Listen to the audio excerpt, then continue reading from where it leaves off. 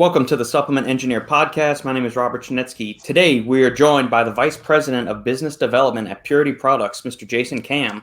Jason, thank you for joining us today. How are you doing, sir? Great to be with you, Robert. Thanks so much for having me. Excellent. So, anytime I have a first-time guest on the show, I kind of like to get their background. What's the company all about? Because there are so many brands in the industry, and that's going to lead into a topic I want to touch on in a little bit. But first, introduce the listeners to Purity Products, to yourself. Give us a little bit of background, how you got into this crazy industry that we all call home. Well, sure. Purity Products actually started off as Water Pure Inc. back in 1993, founded by Jan Levin, who's still the CEO to this day. And I came aboard a year into it in 1994.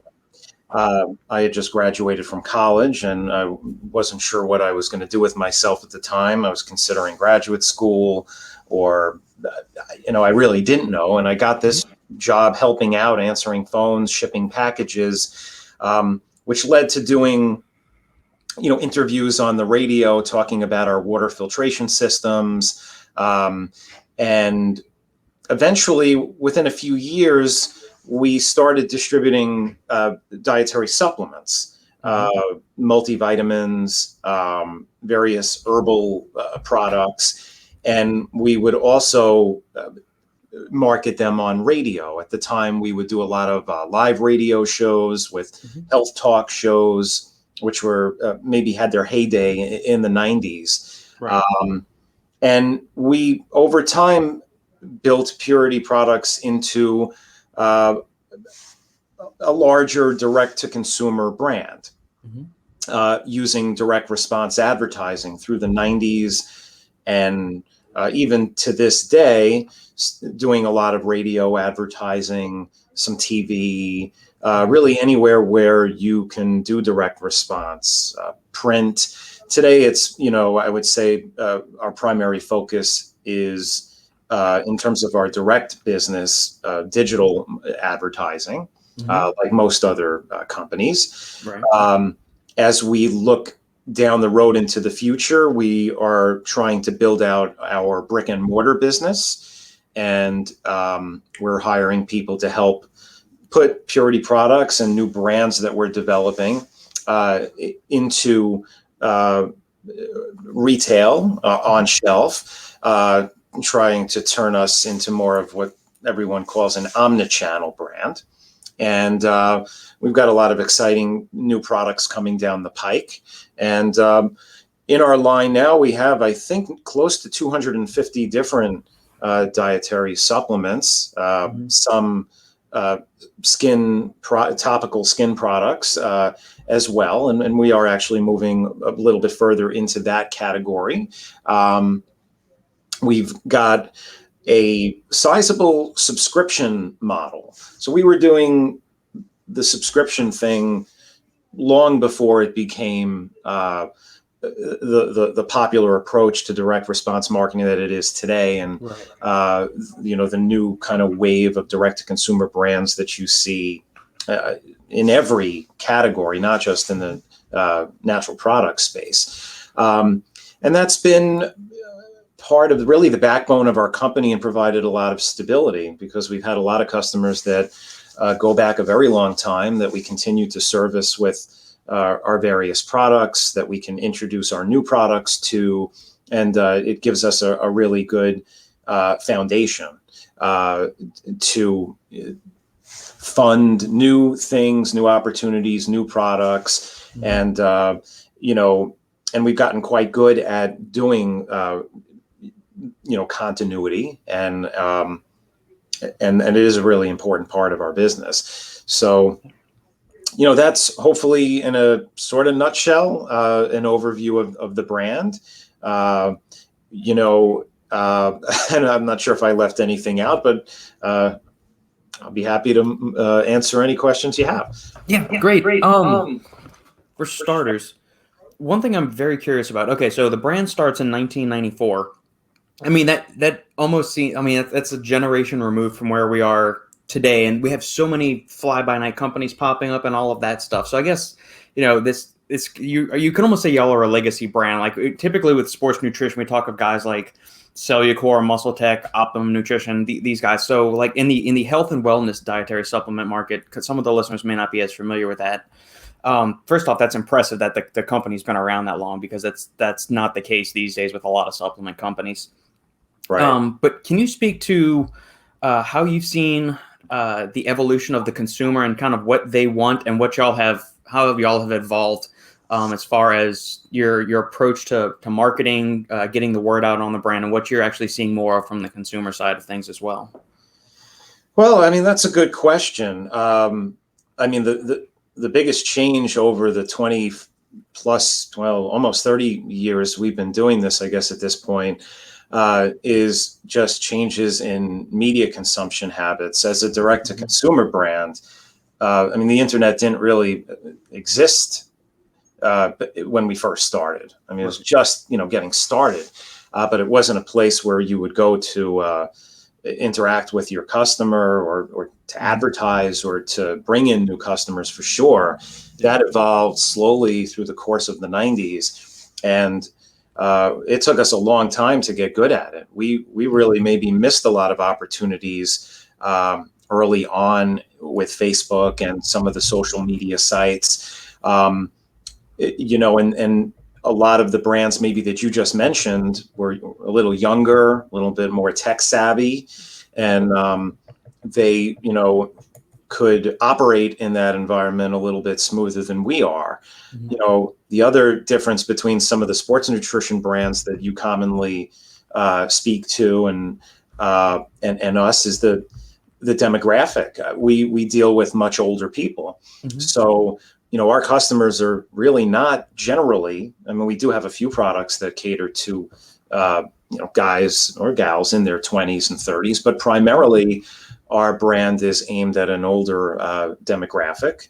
Mm-hmm. And it's kind of reflected in our product line, which has been consistent throughout the whole course of the history of the company once we, obviously moved into supplements. And it ties into our approach to a subscription-based company. And that means our core products are what I guess you would describe as maintenance oriented products that people would commit to for a longer term. In other words, multivitamins. We've got a really great line of multivitamins with all sorts of different condition specifics. We're continually growing out that line. We've got some really new cool multis on the way. Omega-3s are another really big category for us. We've got some really interesting omega-3 combination blends, krill oil, fish oil, different combinations with CoQ10 or green tea or plant sterols for cholesterol, etc. And CoQ10 is a big ingredient for us. We have a popular green tea, curcumin, things that people want to continue to use over the long haul. Those are just much more conducive to building a relationship with a customer. And, people, once they commit to a multivitamin, they may take that multivitamin for years and years. Right. So it lends itself to that. With sports nutrition products, we did dabble with it. We started a sport nutrition brand in 2000 and I want to say 12 or 13. Mm-hmm. And it was interesting. We were, completely going after that Cellucor, muscle tech space. Yeah.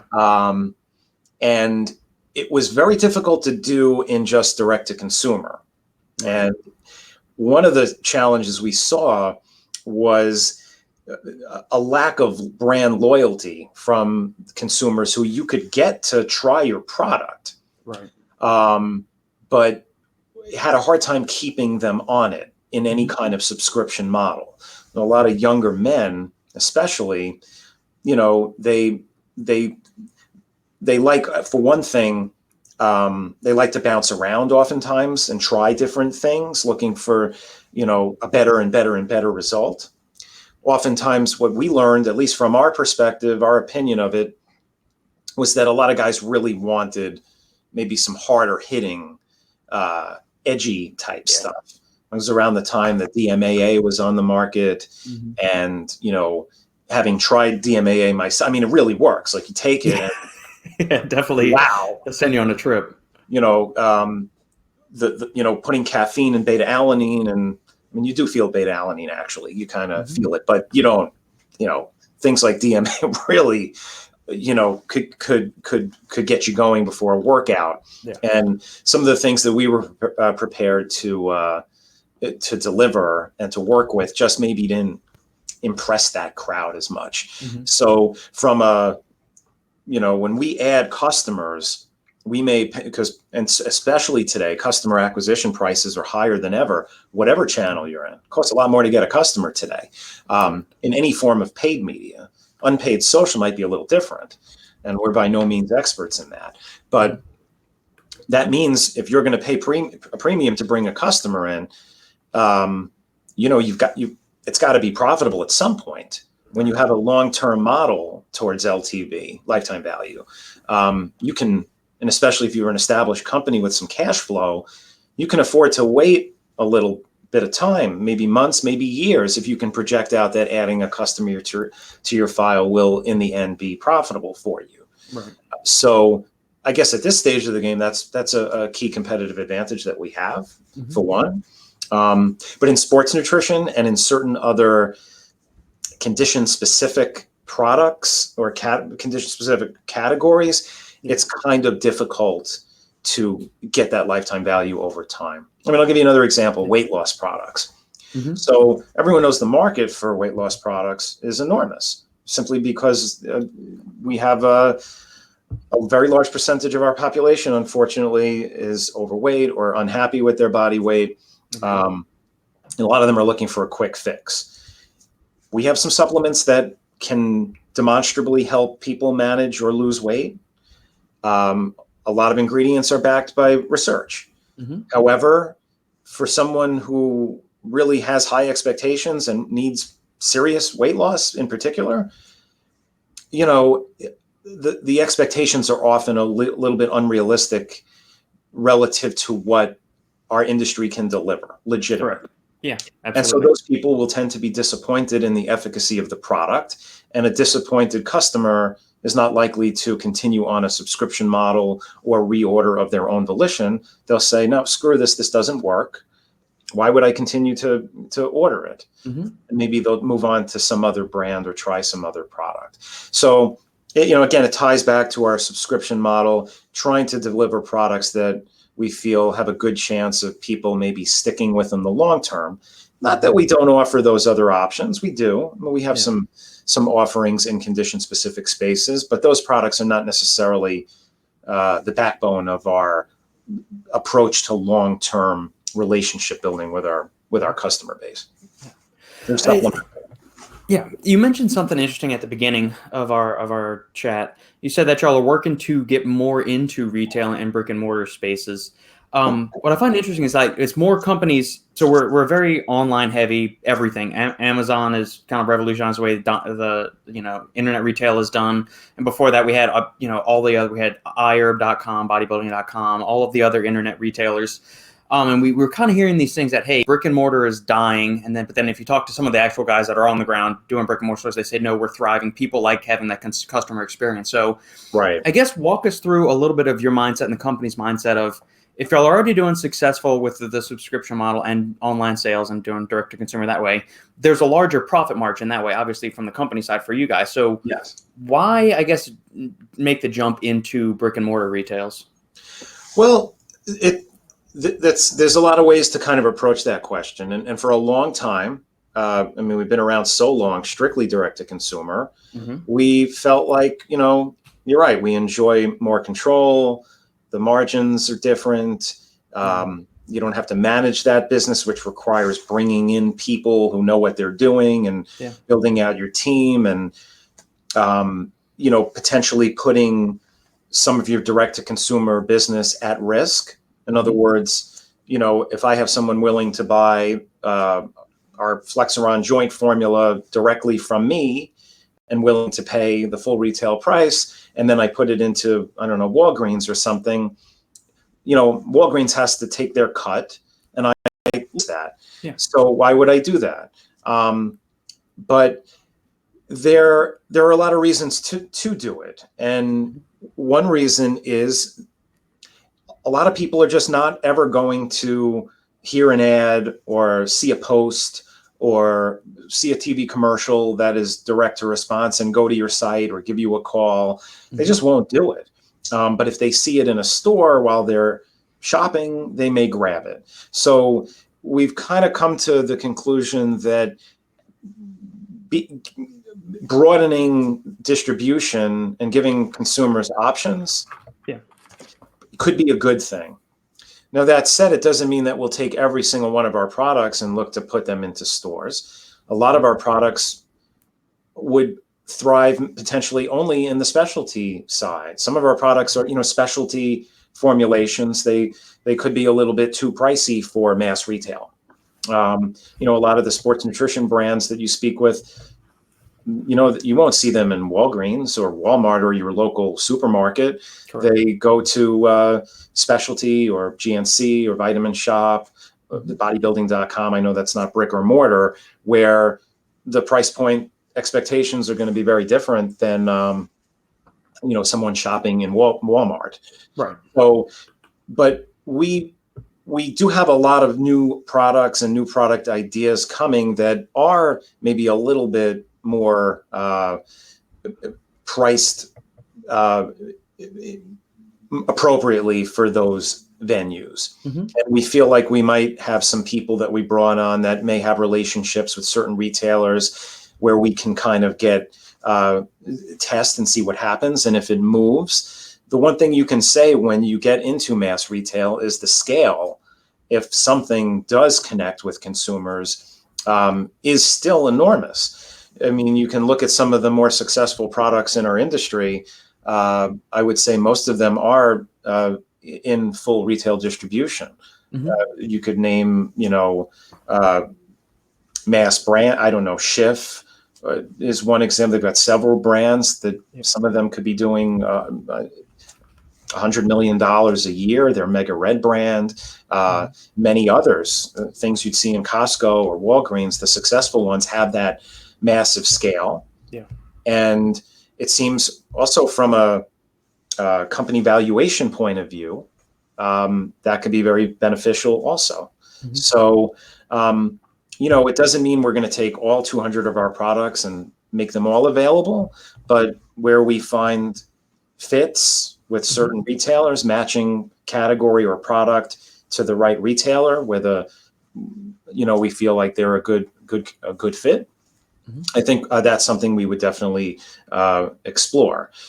I know we were, we mentioned Flexeron earlier. That's a joint product that we work with, and that's a product that we are looking to maybe take into the distribution and add a whole bunch of line extensions to. Our multis tend to be a little bit more expensive. I would say the cost on our typical multi is higher than the retail price on shelf for some of the leading mass market multis. Correct. And I was going to touch on, but keep going, and then I'll circle back to it. And so those multis, our multis, just you'll never see them at Walgreens. I don't think. I mean, I would look if Walgreens came to me and said, we love your multis. They're very innovative, and the quality seems to be excellent. Let's give it a try. I wouldn't say no, but I don't know if, a $30 to $40, we have a multi that's $50. It's like a totally stacked multivitamin with fish oil and krill oil and CoQ10 and, high dose lutein. And it's a phenomenal product with its ingredient mix. There's just no way to put it on the shelf at Walgreens for, to match One A Day or Centrum. It can't be done. Yeah, and that's what. And there's another one of the multivitamins. It has a full dose of Synapsa in there, which is a patented Bacopa monnieri extract, which is one of my favorite, just nootropics, adaptogens, cognitive health support agents out there. It's just you don't see that much in multivitamins, and I guess from you kind of already touched on, like you said, your multivitamin probably won't be on that kind of like you can't expect a customer when they're used to paying $4.95 or $9.95 for the store brand multivitamin. How do you guys as a business go, and maybe if it's not in the brick and mortar sector, but maybe just even on the internet side, how do you not convince, but just appeal to the individual. Say, hey, this is a better quality multivitamin. The stuff that you're getting in the store, you're just getting really expensive urine at that point. You're not actually getting really bioavailable, high quality minerals and vitamins. So how do you go about bridging that gap and bringing them to kind of bringing them into the light? Well, I think it comes down to trying to, as best as you can, with the average consumer not having the longest attention span necessarily, and you not having necessarily, especially with digital marketing, running a Facebook ad, people just scrolling through. You got to kind of grab their attention somehow. But once you do, you have to kind of educate them about your product, what makes it different, why it's worth more money to them to spend, to invest in, what the science shows, what the technology is maybe behind it, how it works, what some of the studies have revealed about the individual ingredients, etc. And it really, that's where you have to win. You have to stop them and get their attention, and then as best as you can, as quickly as you can, give them that information, and then hope that they're willing to give it a try, and then hopefully they like the product and stick with it. Well, the Synapsa Multi, we call it our, I think it's called our Perfect Multi-Focus formula. That's brand new. It's just out, I think this month actually. And, like every other company, we look around at what categories are growing. The nootropic category continues to do well. And so we had a pre-existing version of this product, and it did okay. It wasn't our best-selling multi by any stretch, but we know the guys over at PL Thomas, who provides Synapsa as the raw material supplier. We have a good relationship with them, and they've been pushing that ingredient for a long time. It's got, I think, 6 published studies. It's one of the better nootropic ingredients, like you said, when you stack it up. Having used it personally, I think it works. I think it does make a difference.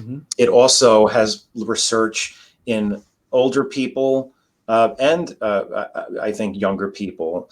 It's an ingredient that is not really going to compete necessarily with the leading brain supplement on the market, which probably is Prevagen today. Prevagen is aimed at a much older demographic.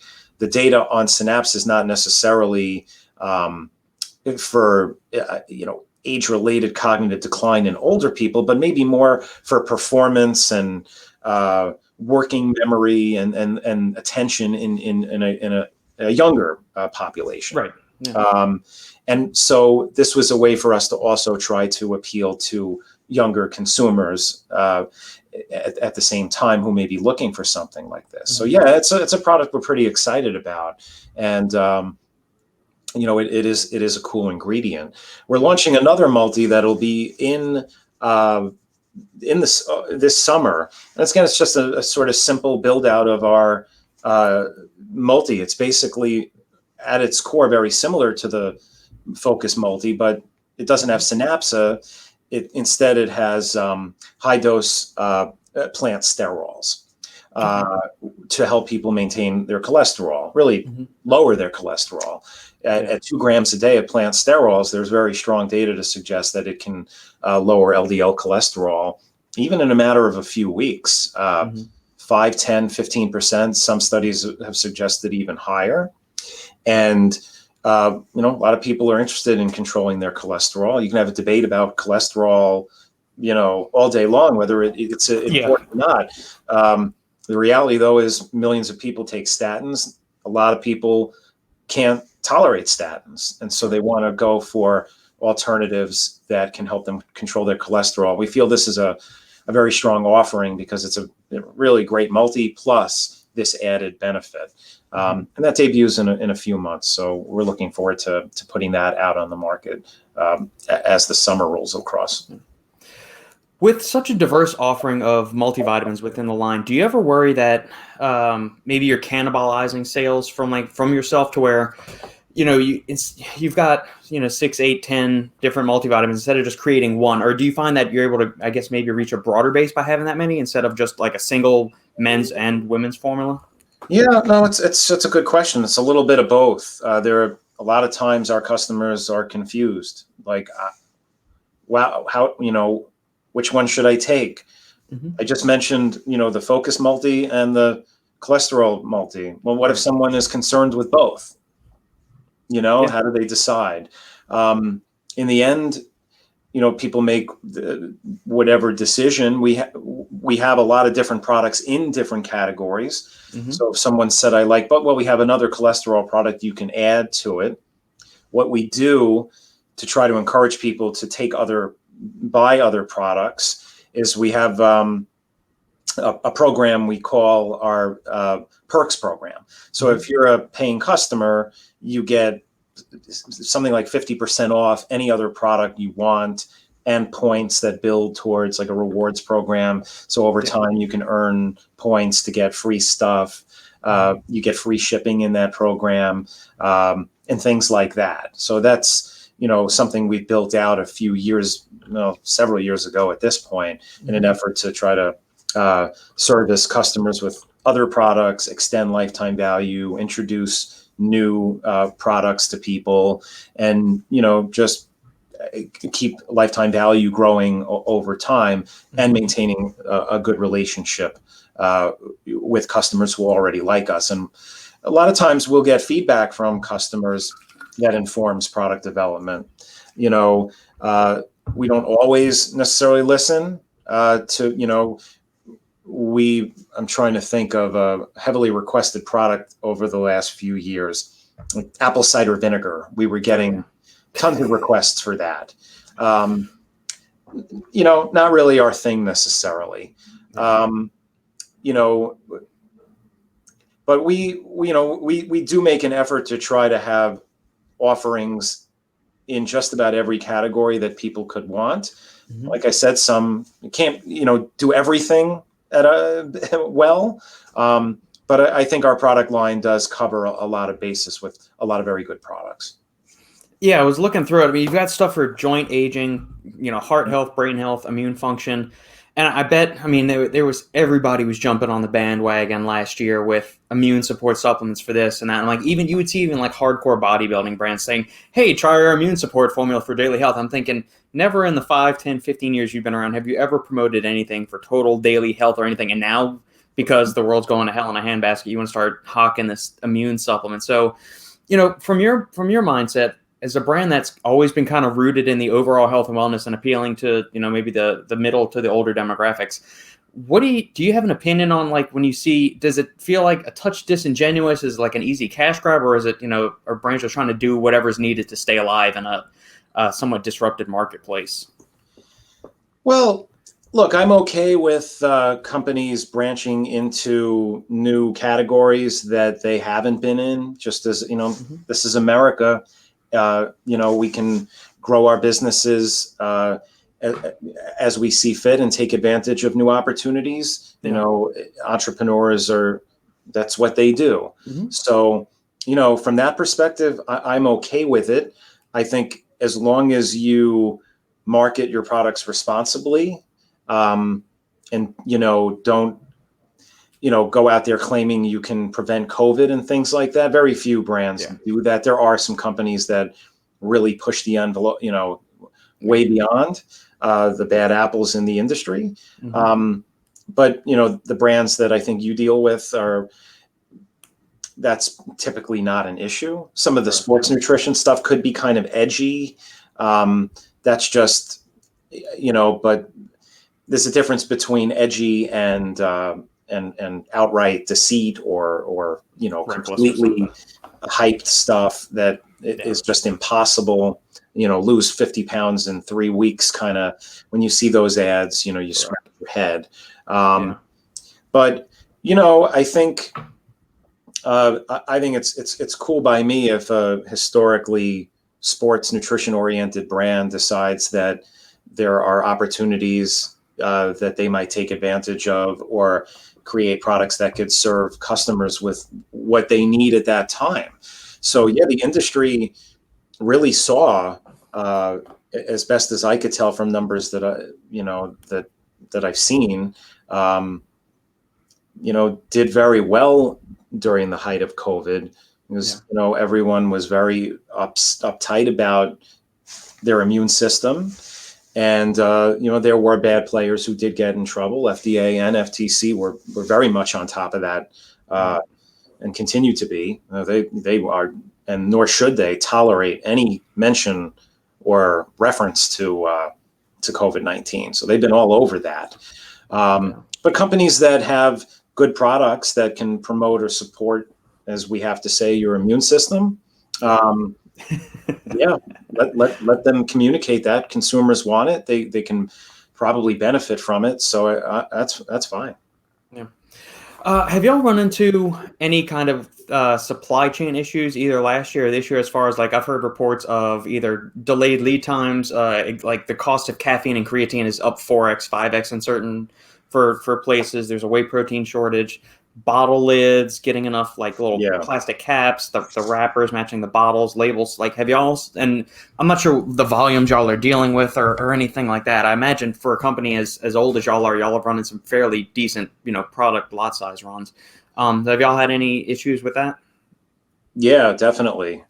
We've had a lot of supply issues across a lot of the things you mentioned. Even bottles.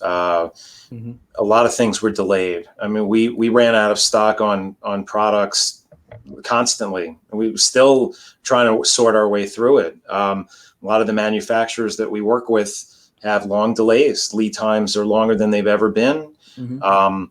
Prices are starting to inch up. We're seeing some of the inflation that you're hearing about manifest itself. That's coming. Hopefully it's transient. I personally fear it may not be. The question is going to be, are companies going to be able to pass along price? And this isn't just our industry. It's it's everybody. Correct. Are you going to be able to pass those prices along, or do you have to eat them? And if so, for how long? What are your competitors going to do? I mean, the whole aftermath of COVID, it's still kind of settling and sorting itself out. But yeah, we had a lot of issues with being out of stock of key products for, if it's a few days or a few weeks, even you can live with it. But sometimes it's months. You just can't get your hands on a key ingredient. That's like one of the challenges of having complicated multi-ingredient products. You look at our multis, we've got, one of our multis, I think, has 50 or 60 ingredients. Yeah. If a few of them are, in short supply, that's the whole product that we're waiting on. Right. So, I think it's a problem that's affected a lot of companies, but for sure, it affected us, and it's led us to really try to create some systems and processes that we've been putting in place, some new software, some new people to try to, as best as we can, make sure that doesn't happen again. You think about it, if you're running, if you have a subscription business and people want their product and you can't provide it to them, it's easy to lose a customer that way. They're not going to wait around. They need their supplements. They may like you better than your competitor, but if your competitor has a somewhat similar product ready to go and you don't, you've lost a customer. And it's the old adage, keeping a customer is a lot easier than getting a new one. That's definitely true. You fight really, really hard to get a customer. You really need to fight really hard, to keep a customer, keep them happy, is do everything you have to do. Being out of stock, that's not good customer service. And I think a lot of customers understand your situation, but they're not going to wait around 3 months if they need fish oil and they rely on it. They'll go somewhere else. So I think a lot of companies felt that pain this year and still are to a degree. Yeah. In those instances, would y'all just swap it? So, I mean, you've got a few different omega offerings. You've got a few different multivitamin offerings. Say a customer runs out of it's time for their monthly shipment to come in. Y'all are out of the specific one that they are going for. Would y'all sub in another one? Would y'all, get them on the phone or have an email back and forth saying, hey, we can't do this? How would you approach it with them to say, can we swap this for you? Do we cut you a break on this month's subscription? How did y'all approach it from a company mindset? Yeah, so a lot of our products, we're lucky in that sense that there is overlap, and we have a lot of similar products to one another. Hmm. Like if you look at our, I don't know, our vitamin D line, some of we've got a vitamin D complex. Then we've got the same complex with extra vitamin K2. Then we have one with extra calcium and magnesium. And then we have another one that is NSF certified for sport that we sell to sports teams and athletes and coaches and trainers and college athletes. And there's a few more in the mix. And so if we're out of stock on one, that's an example of an easy swap. Hey, we'll just upgrade you to the sports version, and at the same, we won't raise your price, or here's a bonus free bottle of another thing for your inconvenience. Yeah. So the problem is really for us when it's a unique offering and no real clear substitute, or just something very different. So we have like a bunch of different joint supplements. I mentioned Flexeron a few times. Yep. That's a once daily little blend of krill oil and astaxanthin and hyaluronic acid, and it's got some really good research on it, and it works great and people love it. If we were out of stock on that, luckily we have not had any supply issues on that product. Cross-selling them our joint gel, which is a collagen-based product that can help grow or synthesize joint cartilage. It's actually a really good product too. Or a curcumin product, which is also something we offer in our joint line. We have a few different curcumin options actually, but that could be a harder switch because now you have to really explain. Right. You're taking someone from a krill-based product to a botanical-based product. You really have to kind of explain why. You can't just drop that in their box, send it to them with a little note. They're going to be annoyed. What is this? This isn't even remotely close to what I'm used to getting. Right. So that can be problematic. Yeah, it's interesting. It's going. I'm just. There are so many times where I'm glad I'm not a brand owner, and it's more of like the you get to look at it. Like I've got a foot on like the consumer side and on like the consulting formulation side. It's just some of the headaches that y'all have had to deal with from like a just keeping the ship steady. I'm glad there are people that enjoy and kind of thrive in the business acumen sector. I leave me to the ingredient nerdiness and those kind of things because those are challenges that people are much better suited to deal with than I. Yeah. Y'all do have some very interesting stuff. So I was looking at a couple of the heart support agents. I don't want to say heart pills. I don't want to give away like a drug connotation to them. So cardiovascular support. But I love the inclusion of the hawthorn berry extract with the CoQ10. That's a really cool little duo there. And then the CoQ10 with the pine bark or the Pycnogenol extract is another really solid one. How much input, if any, do you get to do with the formulation team, with the products and deciding which products to release when or when you might add a new flavor to the lineup or something like that? If you've already got an existing category, but you put a different little spin on it. Yeah, well, product development is, it's a few different things. Like I hinted at earlier, if you see like with the nootropic category, you look at the industry's growth rates within categories and you see, the demand for brain supplements has grown tremendously. Let's strengthen our position in that category. Obviously, our customers probably are reflected in those numbers, and let's build some better brain supplements. At that point, we've been around a while, so we have relationships with a lot of the raw material suppliers, the branded ingredient providers, and we know pretty much everything. We go to all the industry trade shows, we follow the industry media. So when new ingredients emerge or new studies on existing ingredients emerge, we see them pretty early on, or we hear about them early on. Sometimes we even get a preview and an early crack at launching it. Historically, we were doing, because we can educate so many customers, and we have a lot of customers, a lot of our partners will call, hey, why don't you try this? And they're curious to see how it does with our own customers. And then there are just, we'll see a new study on an industry news site or just in the media. And we'll think, boy, that's a great study. That's a great ingredient. Let's either add it to an existing product or create a whole new product around it. Sometimes it's a request from a lot of customers. We can see on our website the most searched terms.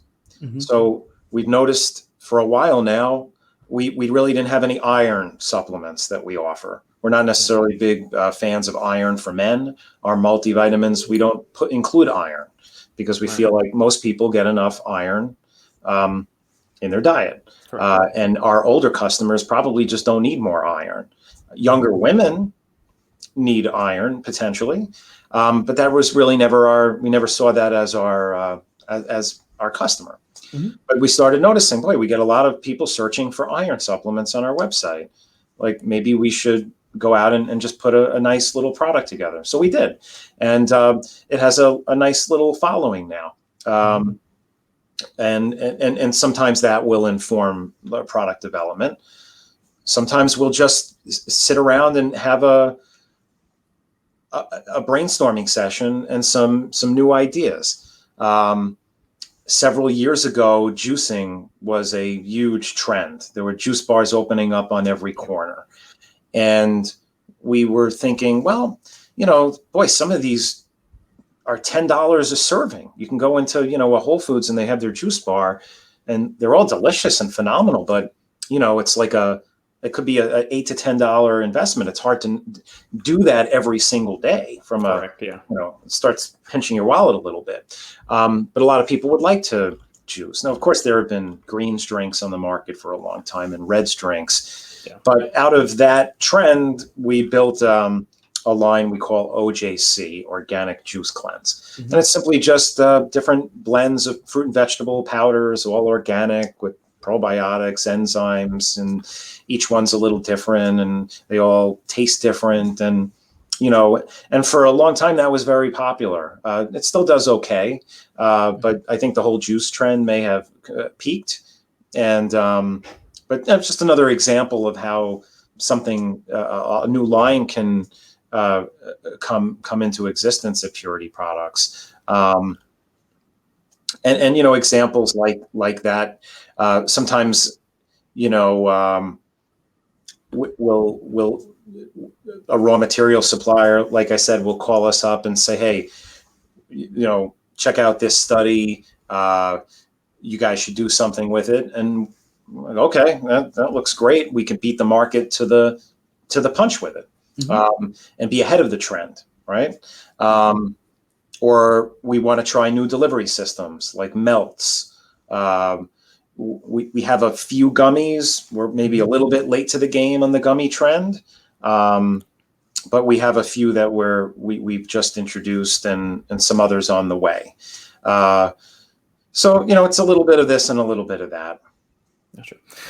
With the juice craze may be dying down, but greens supplements seem to be surging like crazy. I mean, especially last year they were going up with all the immune supplements as well. But even still, especially from like the sports nutrition side, it seems like every brand is throwing out a greens formula now or something else. I mean, maybe if y'all aren't getting a lot of traction with calling it a juice thing, just rebrand it or rename it as like a greens line or a superfood greens line. I mean, that seems to even if it's like a small little like 2.5 gram blend of something. I mean, I looked at the labels for all. There's more than just like a 2.5 gram blend of 86 different things in there. So I mean, there's some really, really shady, crappy products on the market. But I think you could spin it a couple of different ways and through some other things with that maybe if that's something y'all are looking to continue with the line. Yeah, no, I mean you are right. I think you look at Athletic Greens, for example. Mm-hmm. I don't know those guys, but it looks to me, just from an outside perspective, that they've done very well. That's a very nice looking brand. And they've really made that work. It seems. I don't know how they get away with charging that much for the thing. You don't have to comment on that or not. It's just I don't understand how in the hell they charge that much for that stuff. Yeah, no, I think sometimes if you build a very strong brand and people just trust it, they're willing to pay more.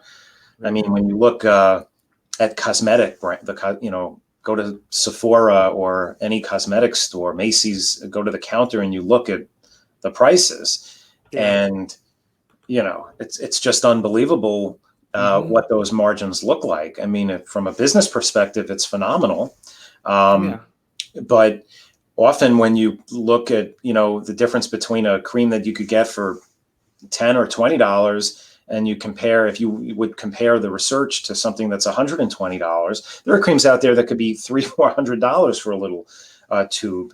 Some brands that you would know if I said their name. And I'm not so sure that the science substantiates that kind of price difference, but like I said, it's America, and companies can do what they want, and good for them if they can. If you could get a customer, it's like Starbucks. I mean, you pay like a regular cup of coffee, like just drip black coffee. They charge $3 and change for it. I'm thinking, I mean, and I've done it from time to time. I used to sit in a coffee shop and do a bunch of writing in there and stuff like that. But I'm just, at the end of the day, it's just. But my wife, she just bought. You mentioned Sephora, and that's where she used to go to pick up one or two like her little eyelid primer things. I just ordered some online for, I don't know if it was Walmart had them as well as two. So it's like this little tube. It's half an ounce or a quarter of an ounce of actual liquid. The thing was $25, and she's. Yeah, I'm very lucky in the fact that she doesn't like to spend a lot of money on expensive things or go and do manicures, pedicures, all that stuff. And she's very, very low maintenance. And she even said it's absurd. She says, "I'm sorry we have to reorder this," but she said this is the only one that works for me. And I am baffled at the cosmetics industry. It's this little tiny tube you use. I don't even see how they get this stuff in the tube to begin with, and it's $25 for this little tiny thing. But yeah, hey, if that's, like you said, that's what make America great. You can sell whatever you want to for however much you want to, and if people buy it, man, good for you. Good for you. Right. Look, if the perceived value is there, and people believe it works, and maybe it does actually work, certainly when it comes to, how you look, vanity is very important to a lot of people. They'll pay a premium. I mean, we all like to look good and have nice clothes, and, people pay a lot to do their hair, it's a very specific kind of consumer behavior, I guess, in that category. Sometimes price is no object, and companies can take advantage of that. Absolutely.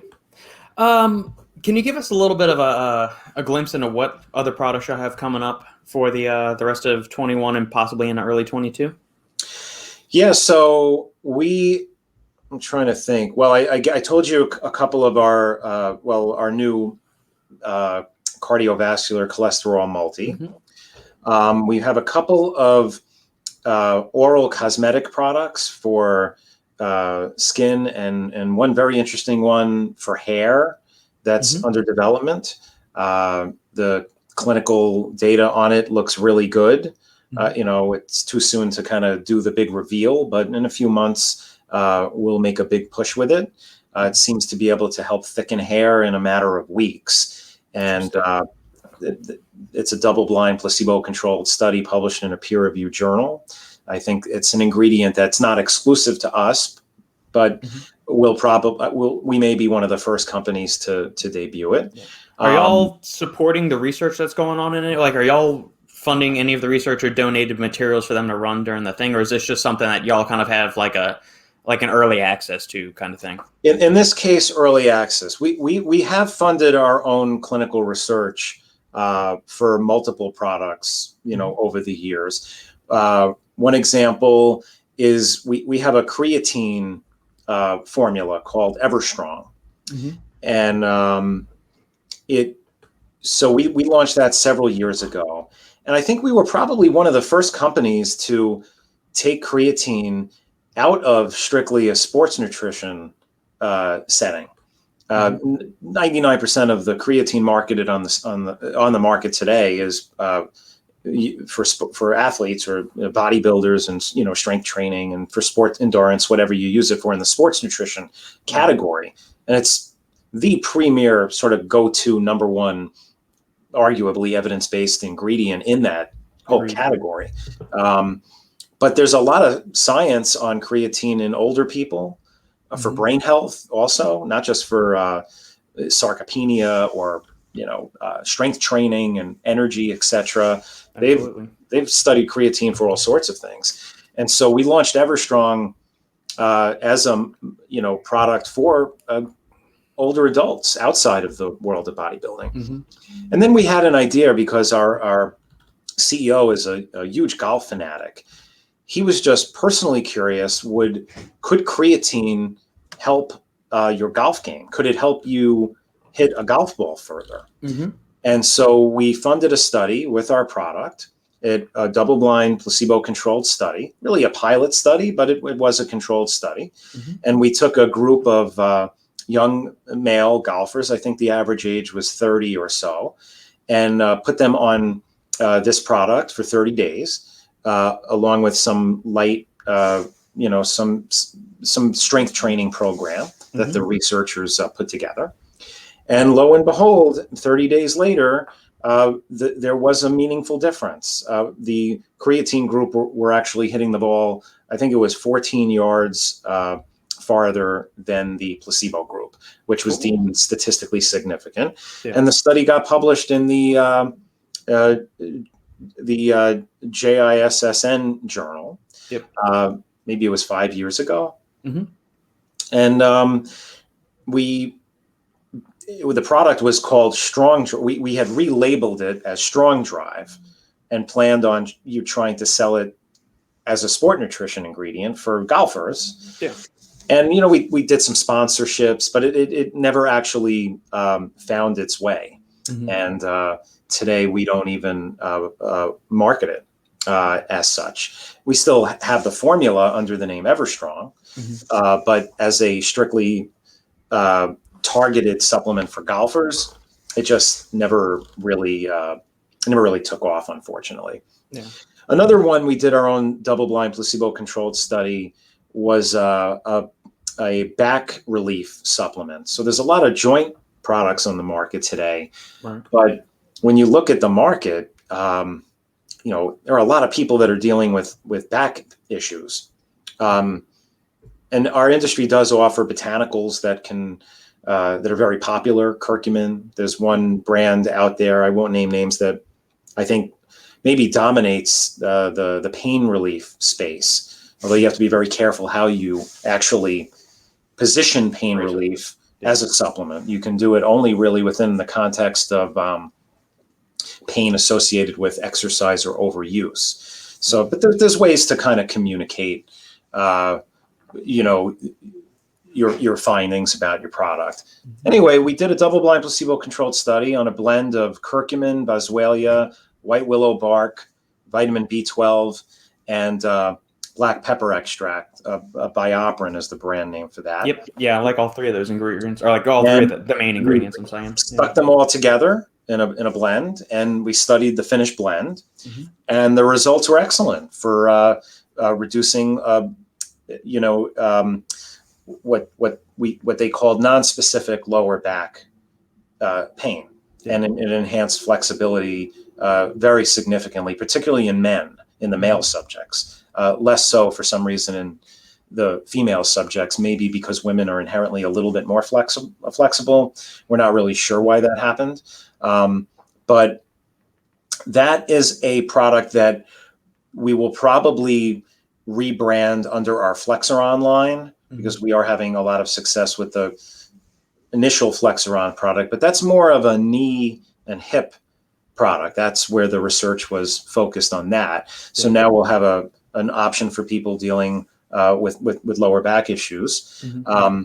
And, that was a really great finding. We've also done some studies on things that didn't work. About 8 years ago, we sponsored a study on a blend of botanicals to see if it would raise testosterone. It didn't work. We never made the product. We never worked with the core ingredient at the time. Mm-hmm. There was a bunch of other studies that had negative results, luckily on products that weren't created yet. Mm-hmm. It's like, if you're going to do your clinicals, you're better off doing them on products that you haven't brought to the market yet, and start with the clinical research. That's ideal.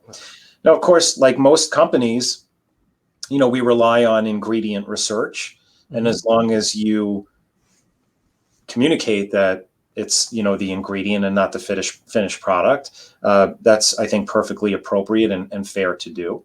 But realistically, I mean, in a perfect world, every company would have finished product clinicals.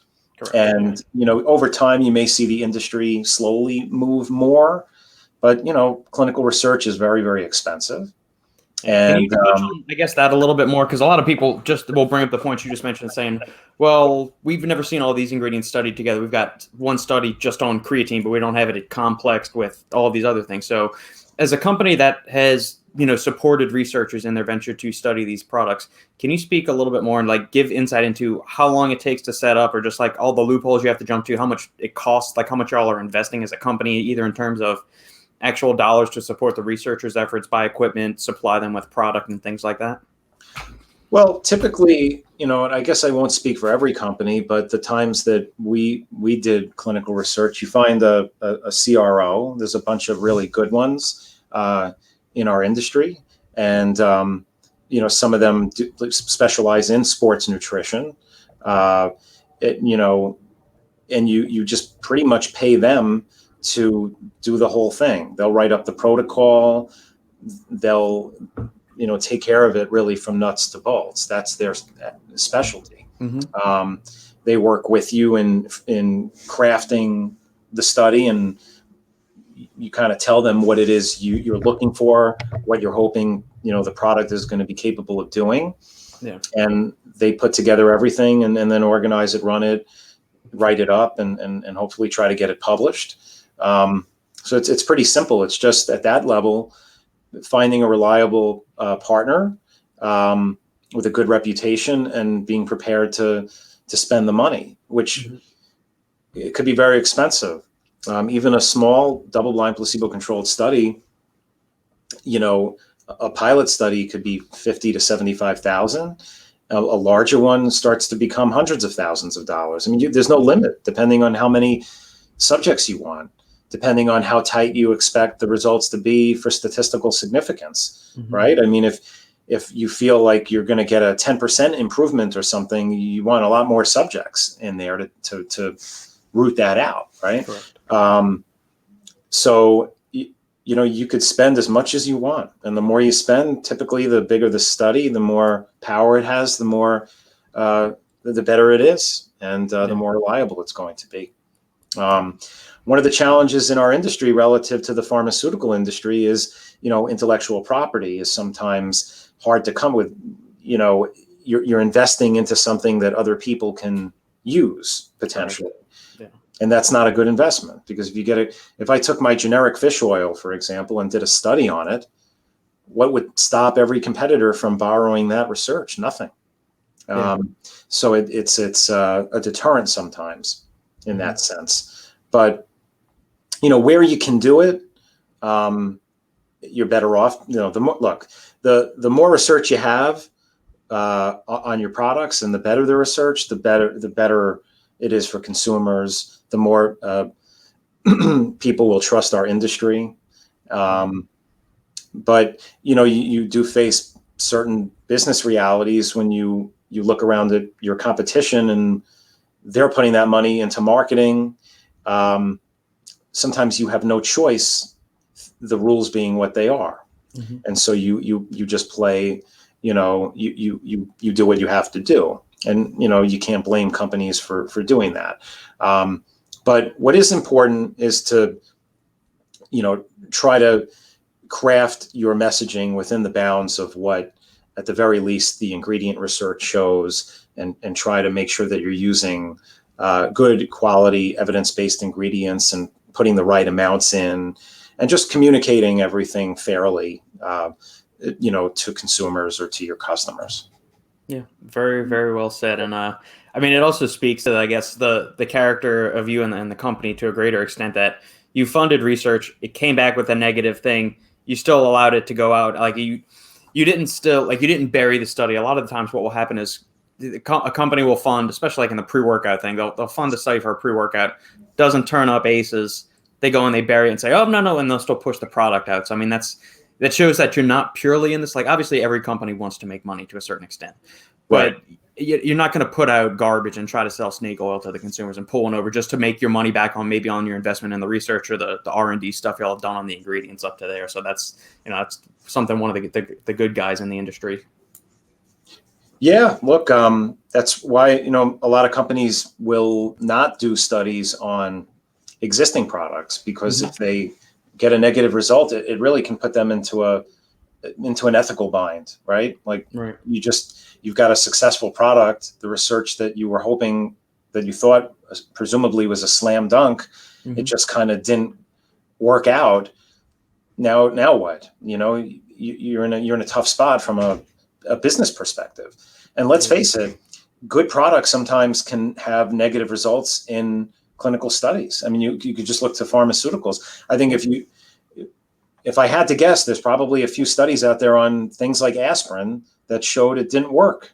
Some studies show it does, some studies show it doesn't. I think there have been studies on all sorts of pharmaceutical options that are even existing drugs, where some studies show no statistical significance and others do. Right. Sometimes that can happen. So I think if I was advising someone from a product development point of view that's intent on doing research, you're better off doing it right at the beginning before you even launch the product. That would definitely be the smartest way to go. And this way, if the research doesn't go your way, the product maybe wasn't meant to be, and you don't launch it. Yeah. Coming up and rounding things up here, Jason, give us a little bit of an insight into what's a kind of like day-to-day operations for you? Well, for me personally, these days it's a lot of Zoom calls with my team. We have a quality assurance team, a digital marketing team, we have media buyers, different people in every facet of the company, HR, and I'm dealing with all of them. So that's just my personal thing. My favorite things to do are try to ideate new products and new marketing ideas. I'm enjoying building out our brick and mortar retail team and the interviews that I've had with some really, really amazing people, and having to narrow it down to, one person out of several really incredibly talented, awesome people. And it's amazing how much you can learn in just a half hour or 1 hour interview with people, and people that are awesome that you can't bring on because, you can't hire everybody, although it's tempting. So that's been something that I've been focused on a lot. Doing some publicity stuff of late, trying to get some word out there about our company as we pivot to brick and mortar and get as many impressions as we can, tell people about our brands who don't already know about it. One other area that we're intrigued by is potentially overseas opportunities, and we're trying to learn as much as we can about how do you enter the Chinese market, the EU, Latin America. And the EU and China are just as big as the United States. These are giant opportunities for our industry, and a lot of companies have gone in that direction, and they've done quite well. So we're trying to figure out, who's really doing that great, and what can we learn, and what do we need to build out that end of our business. Right. So that's something that we're looking at, as we move forward over the next, I guess, couple of years. It's something that is hard. It's hard to pull off instantly, but if you can make it work, there seems to be a lot of opportunities. Gotcha. A couple of other final things. Give us an insight into, I guess, what's your daily supplement regimen look like? Okay, so I take a lot of things. First two things I take every morning. Okay, I wake up, I take zinc carnosine and magnesium bisglycinate. Zinc carnosine is something I take because just historically, since I'm young, I've had some GERD, and it runs in my family. And zinc carnosine is a tremendous ingredient. A lot of people don't know about it, but it's really got good science behind it. And that gets me my daily zinc anyway. Vitamin D, I usually, unless in the summer, if I'm spending time in the sun, I won't take vitamin D. But for 3 seasons of the year, I'm in New York. So in the summer, I can get plenty of sun, and I try to. But other than in the summer, I take vitamin D, usually 3,000 or 4,000 IUs a day. I take omega-3s.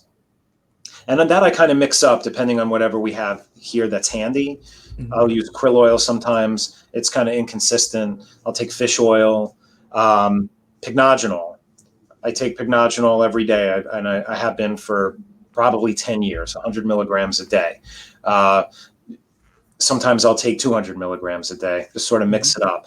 And I'm always experimenting with different things. So when we're trying new products or considering new products, I like to use it before, Jan and I like to try things before we move forward with it. If it's something we take and we both get stomach aches or something like that, we're not going to put it in a bottle and sell it to our customers. Right. So there's always those things that I'm experimenting with.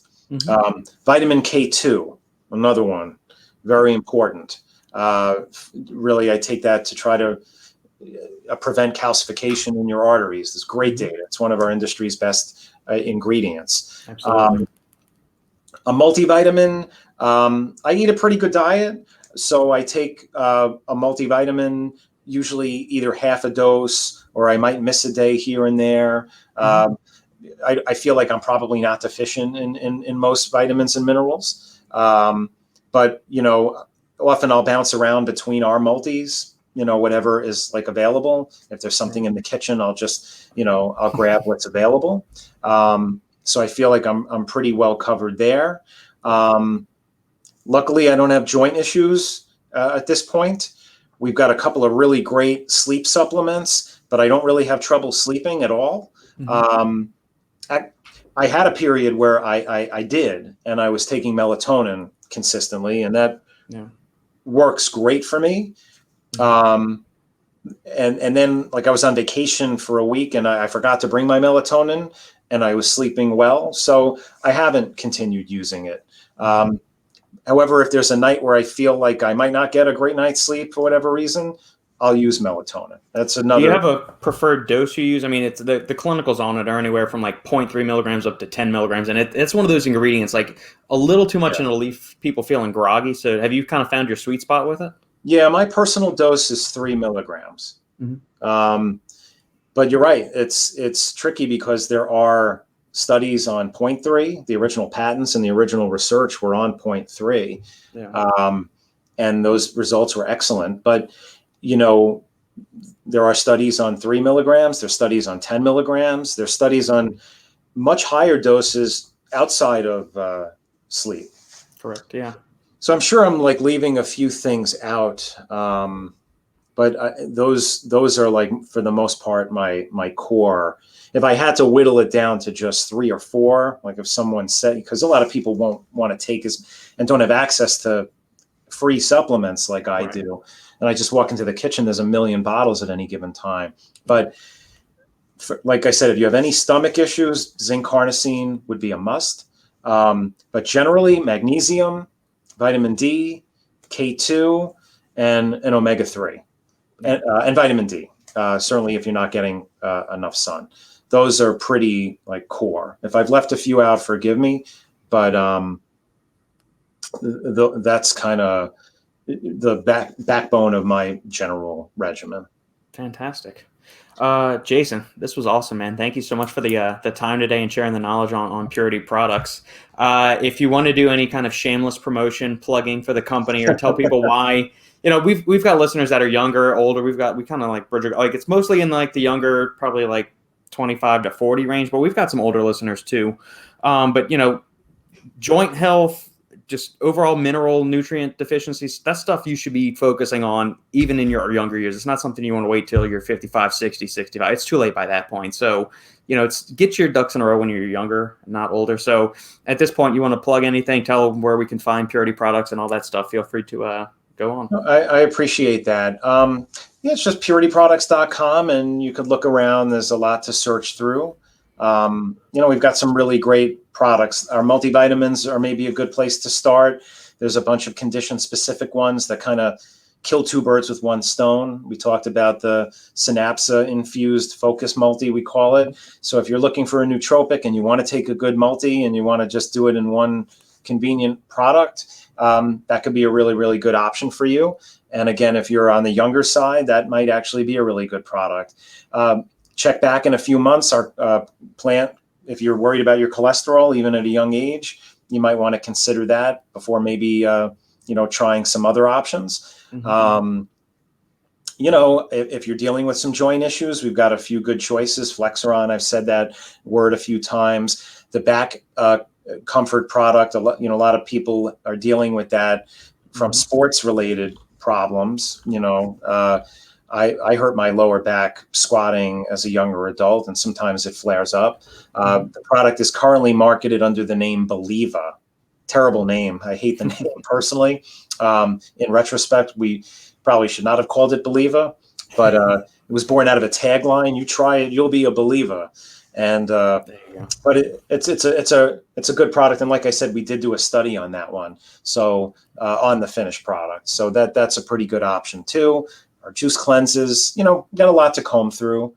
So, you just check out the site and maybe you'll discover something that, matches up with what you need, and hopefully you'll give us a shot.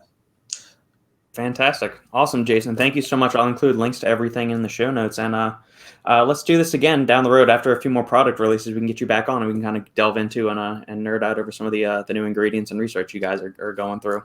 Great. No, Robert, great hour. Thank you so much for your time and letting us get the word out. We appreciate it. And, if you need you want any supplements, give me a buzz. We can shoot you some stuff. Sounds great, Jason. Thank you so much and have a great day. Okay. Take care of yourself. Have a great weekend. Bye. Bye.